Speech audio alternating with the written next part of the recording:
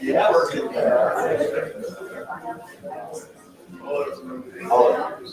That's sorry. Thank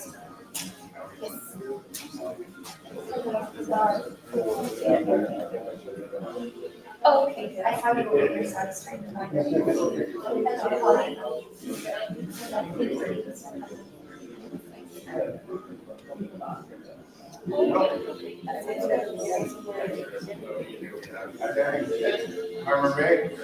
Probably hash it out afterwards and then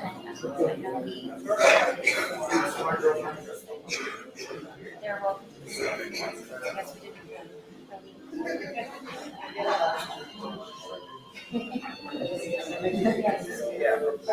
Right now, I know dinner session supper. I had some everybody. Oh, sorry.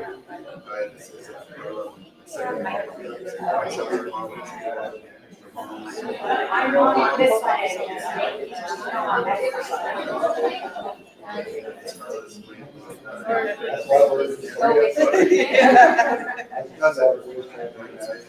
Well, I said, I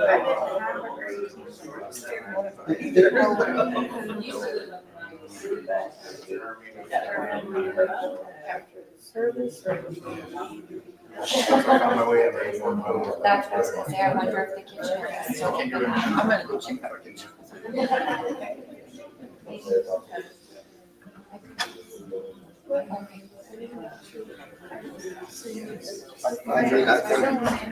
I think everybody.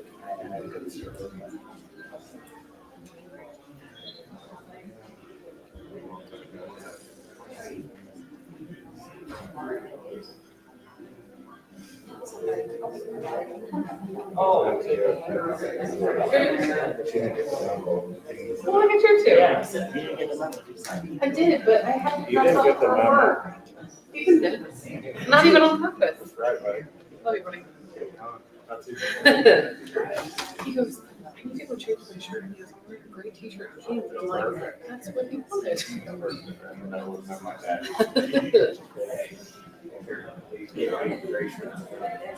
I did have one. I did have one. You probably only keep out. Exactly, man. Steven just said, he goes, I haven't seen Uncle Kid. Yeah.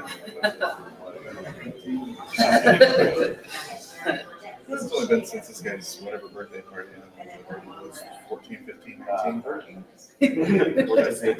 He just said it's been 18 years since he saw you. Bye. 13. He goes, I haven't seen him forever. Hey, buddy. Yeah, of course. Scott says he wishes he could be here. He missed too much work. They can't get off work. This one's Gary. Yes, sir. Boy, it's been years. Look your hat. Did you just get that? What was it, Crumpets? Hey. That's You were about that high. Jeremy up there.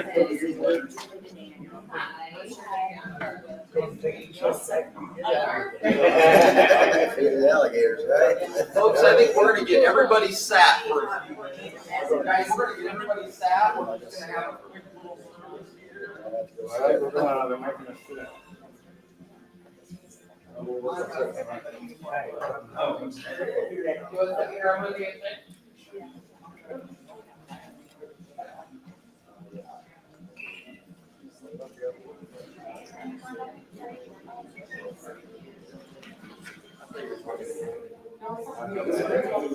How are you?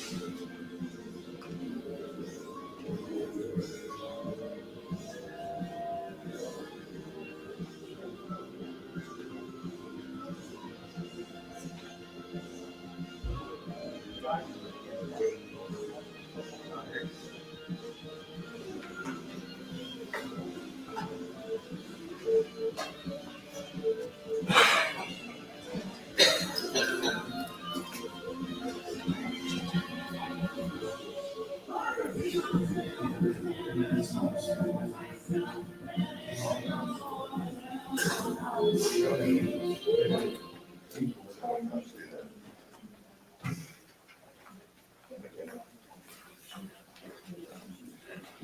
okay.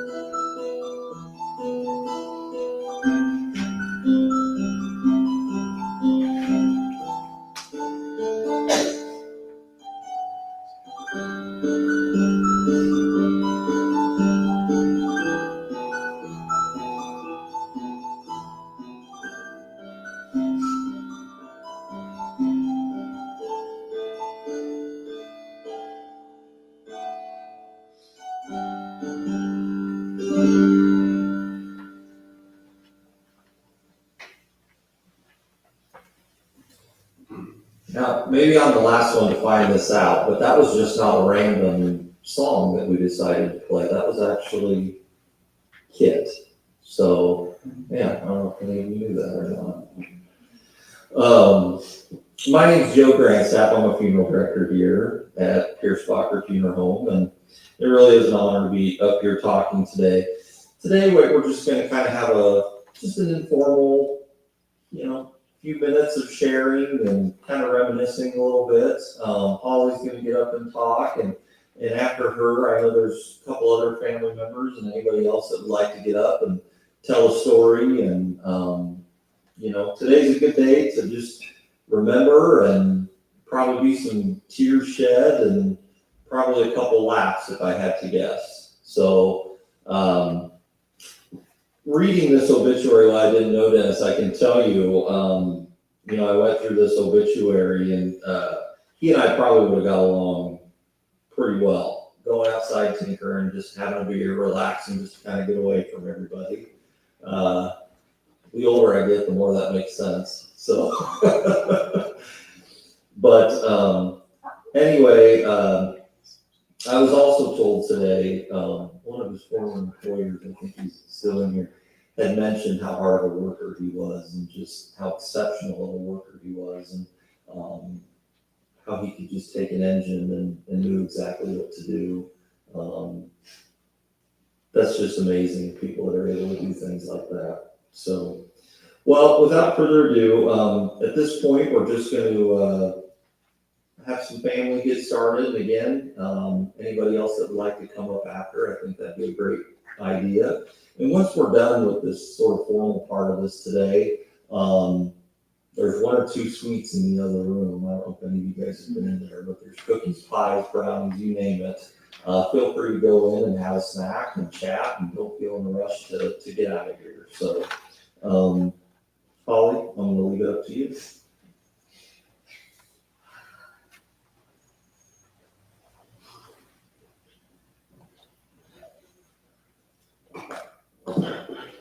First of all, thank you to everyone for joining us today.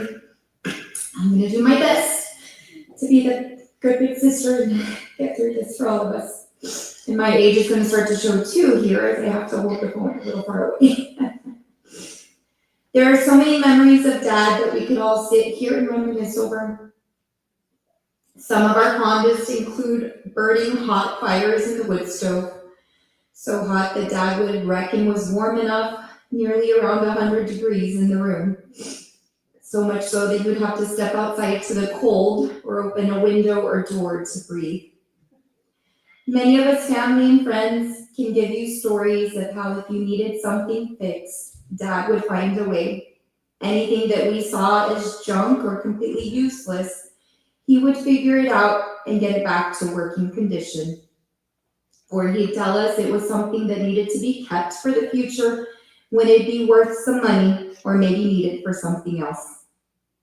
He's always inspired me to do the same, as many know me by Handy Holly, ready to work on cars, toilets, and appliances just like Dad did. He taught us kids how to hunt deer, skin them, and make jerky or ground up the meat. We also knew how to fish because of him.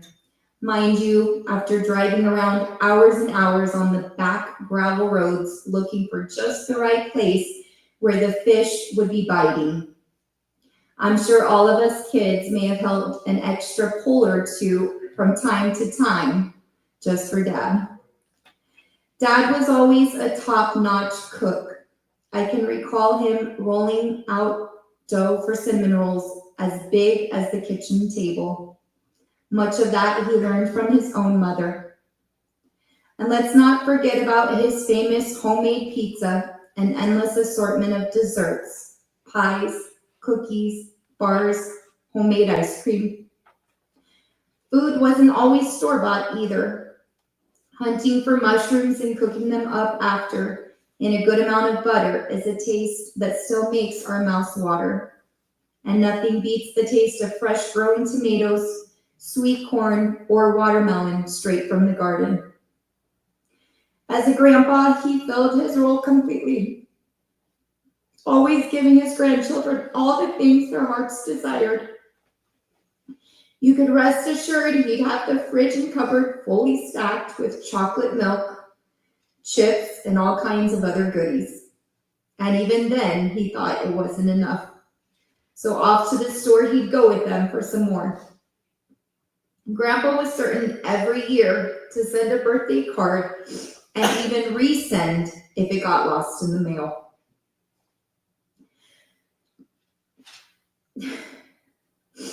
Dad has made me the honest, independent, and caring woman that I am today. For this, I will always be grateful. May his legacy live on with his family and friends. We are blessed to have had him in our lives. We love you now and forever, Dad.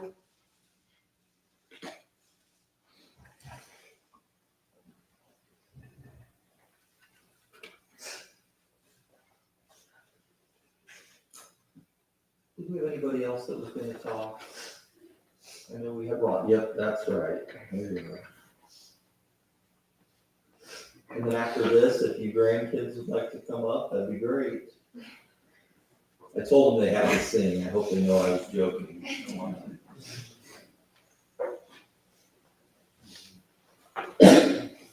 I am Rhonda, Dennis's sister. My sister Marcy and I put together some memories, so I'm going to read through them for you. We lived on a farm south of Russell on the Lucas-Wayne County line. For many years, the house was one bedroom. We 4 kids slept in the living room. We remember we girls had a double bed, and across from us there were bunk beds for the boys. Dennis had the bottom bunk as he was the youngest. Marcia remembers we all got to sleep in them one night and she fell off the top bunk, even with the safety board. Around 1970, an addition was built on our house and we had a boys' bedroom and a girls' bedroom more space. We had a television when we were very young, but most of our elementary years we did not have one. We could play games or read on winter evenings. Dennis and our dad played checkers quite often, and we also played Chinese checkers, which was a marble game. And we had the carom board with the plastic rings to shoot into the pockets. We had to make our own entertainment in the summers. We played cowboys and Indians with bows and arrows made from branches from trees and bushes and string. I remember they didn't work very well. One summer we had a big patch of horse weeds down by the windmill, and we tramped down trails and rooms in the patch to play house in. It must have been Dennis that built what we called the tree house. Some boards nailed on the trunk to crawl up in the tree, and a platform to sit on. However, it was a mulberry tree, so in the summer it was covered with berries and purple bird. We all got fishing poles one summer, and Mom took us all fishing in the neighbor's pond west of where we lived. We caught lots of small bluegill, which was fun, at least until we got home and I found out we had to clean them. Dennis didn't mind and continued to enjoy fishing all of his life. Grandma Linville lived in Sheraton across from Yoakum Park, and every year we got to go to Sheraton for the 4th of July celebration and eat ice cream and strawberries at her house. We would sit in the yard to watch the fireworks, and then we kids were excited when we were old enough to go across to the park and sit and watch with the crowd of people. On a farm, the time for a vacation usually came in late August after all the summer work was done. Our vacation was usually to Minnesota to see our mom's extended family, as she grew up around Rochester. She was one of 9 children, so there were various relatives to stop and see. We all got to play musical instruments and take private lessons if we wanted to. I think they were $1 for a half-hour lesson back then. We older 3 had to wait until the 5th grade to get our instruments. Dennis wanted to play the trombone, and evidently he talked our parents into getting his instrument early, as I found a picture of him with it at 8 years old. We're not sure he took lessons more than a year or 2. In many ways, Dennis was a lot like our dad in his mannerisms and his interests in life. When young, he always wore overalls, just like Dad. He learned to work on equipment and engines. He learned hunting and trapping from her dad, and we spent a lot of time together in the winters doing that. They would go deer hunting and coyote hunting and coon hunting. They had trap lines, and they were able to sell the animal furs as there was a market for them back then, and it was a way to make some money. I remember they had an older building we called the fur shed, where they skinned and stretched and dried the pelts and kept all their trapping supplies. I think the rest of us kids avoided that building because it didn't smell very good. Marcy and I remember that we thought we had to do a lot of work when we were kids. There was inside work for the girls, cleaning and cooking, and there was outside work for the boys, like feeding livestock, working the crop fields, raking hay. But there was also a lot of equal opportunity work, where all of us kids had to work together. Our house was heated with a wood stove. Every fall, Dad cut wood from our timber, and we kids had to put it in a wagon that was pulled by a tractor. Then we had to unload it at the house. It took many trips to get enough for the winter season. Filling the wood box was a daily chore for about 9 months of the year. In the summer, we worked in the fields putting up small square bales of hay walking beans, working in the garden, and cleaning manure out of the barn. One summer, we all four got new bicycles as our pay. They came from Montgomery Ward store in Sheridan. These were the bikes with the 20-inch wheels, the banana seat, and high handlebars. We rode them up and down the farm drive as the gravel road by our house was too bumpy. We had timber ground that had many shagbark hickory trees. Most every fall, we would go with the tractor wagon and buckets and pick up the hickory nuts we could find under the trees. They had a 4-part shell on them, so we had to spend many evenings shelling them in the porch or the kitchen. Then some of them could be sold, and we kids had a little spending money. We all got older and into our teens. Dennis had a mini bike and rode and worked, and he had to work on the engine on it in his early teens.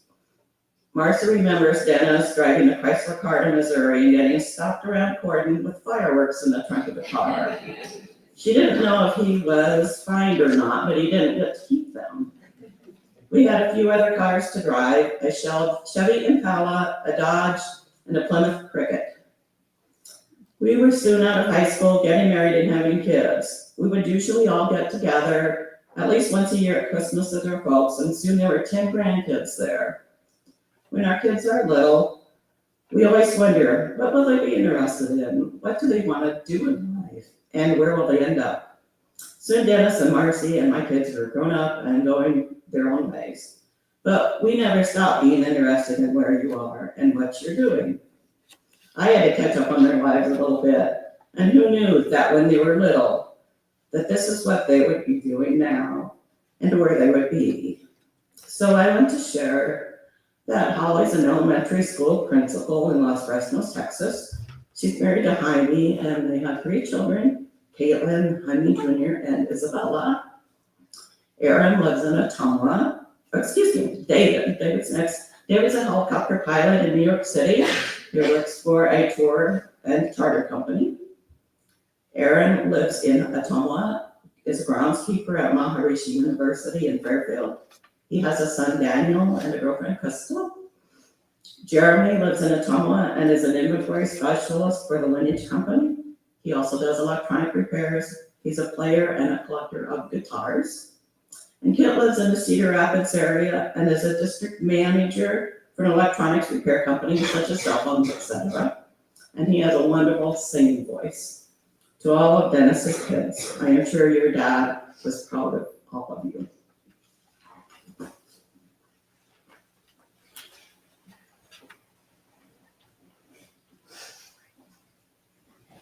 Do we have any grandkids that want to come up?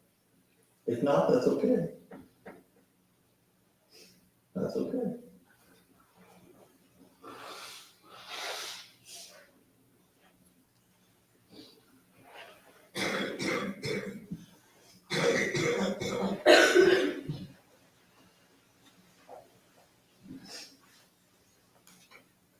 I'm sure y'all have heard about me. I'm Caitlin. I'm one of his eldest grandkids, and I just want to share some memories that I have that I can remember of him. As a child, I can remember going to the store with Grandpa. He would send my mom and dad to the opposite side of the store so they couldn't say no to whatever I asked for. If I wanted Princess cereal, he made sure to get it. If I wanted a bunch of candy, Grandpa would help me find it all. One of my treasured memories will be going fishing with my grandpa with a pink Barbie fishing pole and tackle box.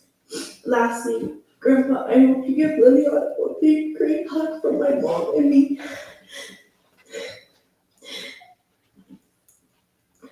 And I'm happy she's gonna experience what a great grandpa he was to me. Thank you.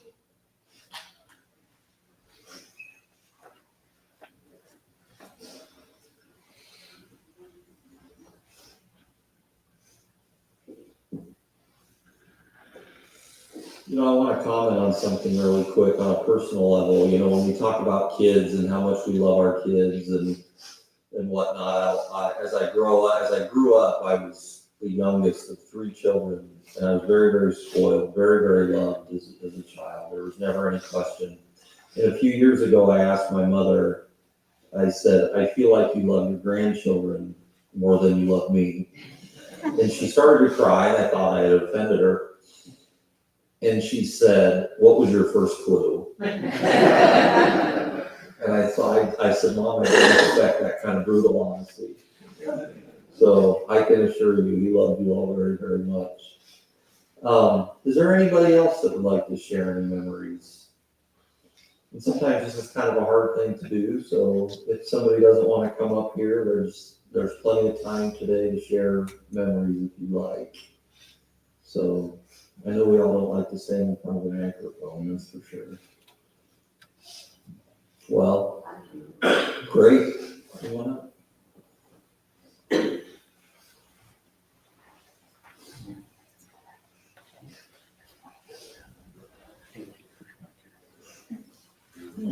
Thank you all for coming. My name's Alicia. I was married to Dennis for 15 years, and we had these 5 wonderful children that you see here. My fondest memories of him was, of course, he was a hunter, trapper, everything. I'd be 8 months pregnant with Holly out there deer hunting with him. I'd say, "Well, what happens if I would go into labor?" "Well, I'll leave you here and take the deer home, and then I'll come back for you."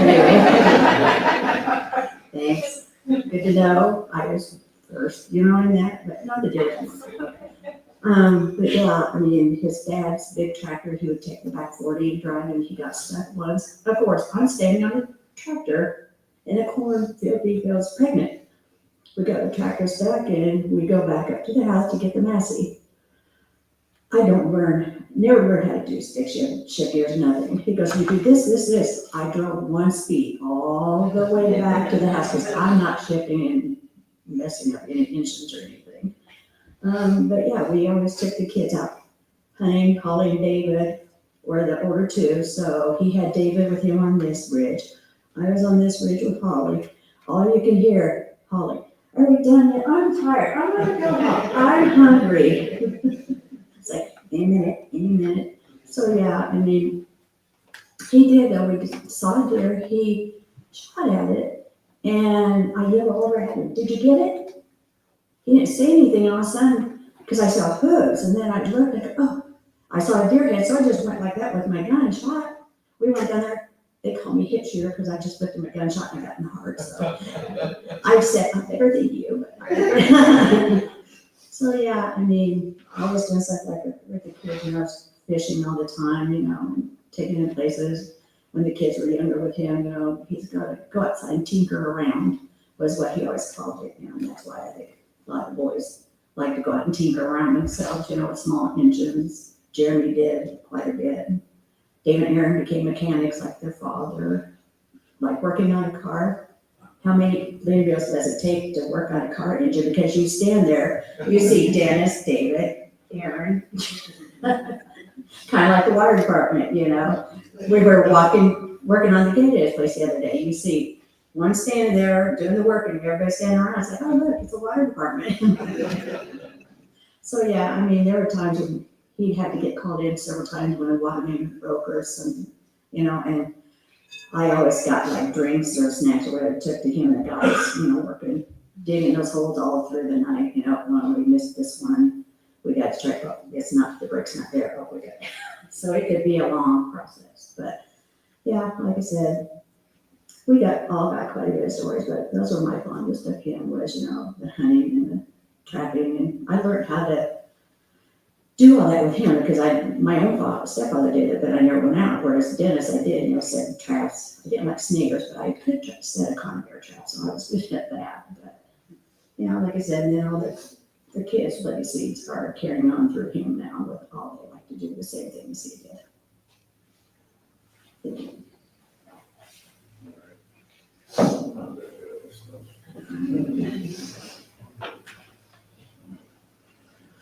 Okay, I've never been good at speaking in front of people, that's for sure. Hated to do it in school, but just sharing some memories that we had about Dad. I mean, of course, like Mom said, you know, we go to the main breaks in town. Dad'd be the one in the hole digging, everybody else standing around there watching. He'd always be the one down there doing it. Right, Gary? Right, Gary? The other memories, like me and David, for example, we were pretty ornery when we was young. Dad had a riding lawnmower that didn't run at all. He always said he was gonna fix it up.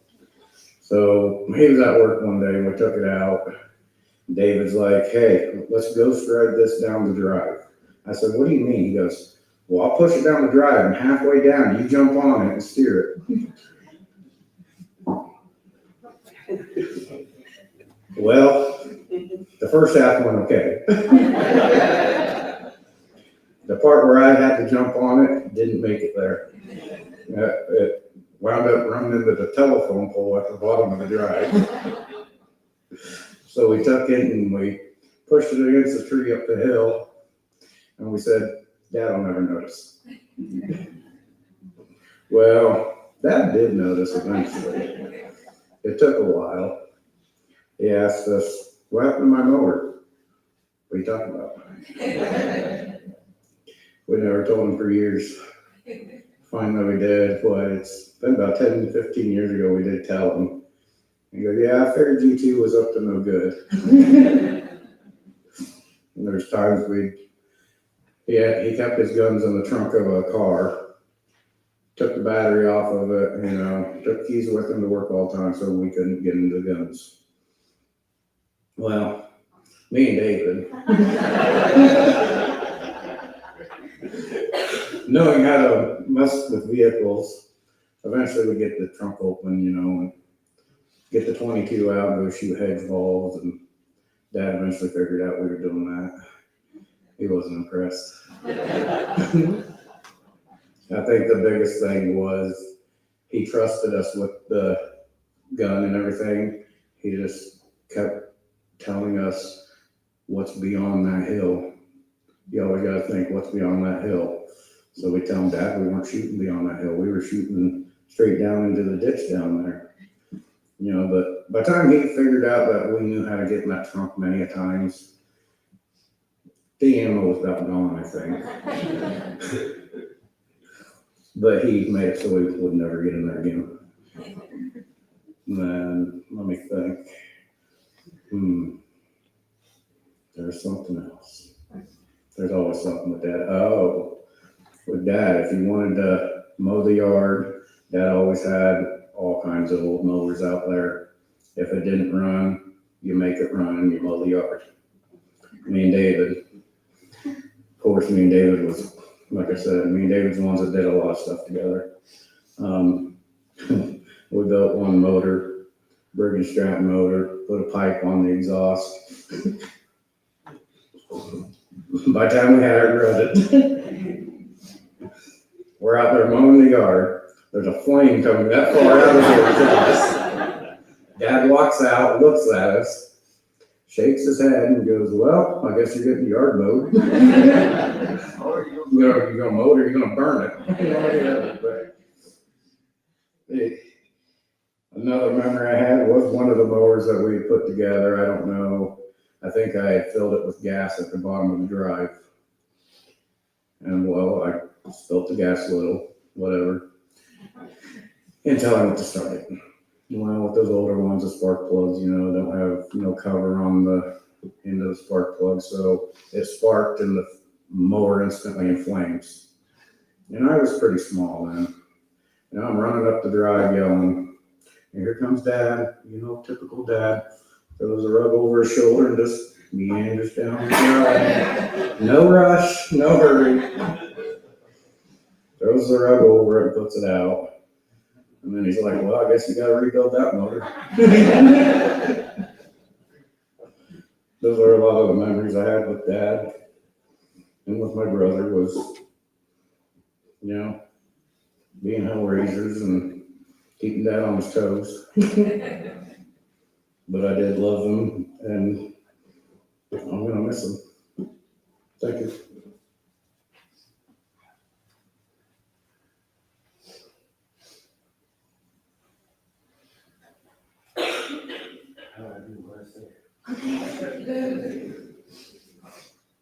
When somebody like you says they're pretty ornery back in the day, I would pretty ornery back in the day. Well, folks, I think this has been exceptional. And I can tell you from experience that telling these stories and feeling free to laugh and feeling free to cry and just, it's easier to cry than it is to hold it in, is what I've always said. But just keep those memories alive, and that's such a huge part of the grieving process. And but it sounds like you guys have a lot of great memories and a lot of great stories, and it sounds like he instilled quite a little bit in all of you, and I can only assume how proud he is of the talents and the success you guys have had. Well, folks, as we sort of wrap up this formal part of our day, as I said, we're eventually going to be doing a burial tonight. But feel free, stick around. Again, right in our kitchen area there's more than enough snacks, coffee, water. Tell stories and use today as today's just a good day to grieve, and today's a good day to tell stories and to see people you haven't seen in a long time. So, and on behalf of John and myself and everybody here at Police Doctors, thank you guys so much for trusting us with them. I hope you know how much that means to us. Thank you all very much.